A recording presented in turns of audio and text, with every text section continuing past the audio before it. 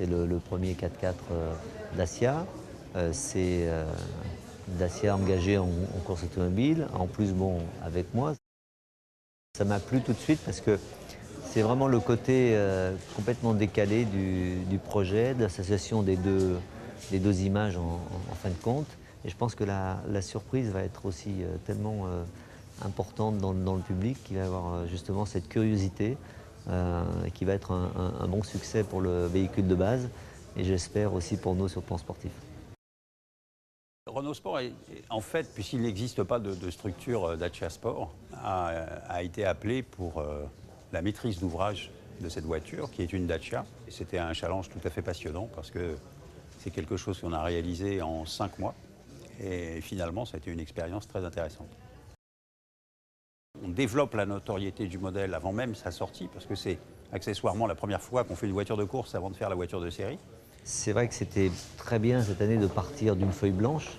On doit respecter bien entendu les dimensions de la voiture, on doit respecter beaucoup de choses par rapport au modèle de base dans le commerce. Ça n'a pas d'ailleurs toujours été évident parce que le modèle n'existait pas sur le marché.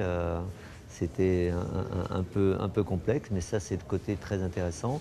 À titre personnel, j'ai demandé donc aux ingénieurs tout ce que je voulais avoir de nouveau, de différent sur la voiture, aussi bien en termes de moteur que châssis. C'est en fait une voiture qui regroupe ou qui reçoit toutes les évolutions techniques et technologiques qui ont été mises en œuvre au cours des trophées Andros. Autrement dit, elle représente vraiment la dernière génération de voitures destinées au trophée Andros. On va avoir peu de temps en termes de développement, qu'on peut toujours avoir quelques petites mauvaises surprises de jeunesse, mais globalement sur le papier, la voiture doit être normalement très performante. Le Dacia Duster sur le marché du 4x4 est aussi innovant que l'a été Logan en son temps. L'habitabilité, le packaging global pour un 4x4 tout à fait original. Et puis son prix, parce qu'on fera le même impact sur le marché du 4x4 que la berline l'a fait en son temps au moment de sa sortie. Je pense qu'il y aura une très grande relation entre le véhicule sportif et le véhicule de base. Et c'est une voiture qui donne envie. Moi, j'ai envie de l'essayer, je suis assez impatient. L'ambition, finalement, comme je disais précédemment qu'on est bien placé, l'ambition c'est de dire et pourquoi on ne gagnerait pas finalement.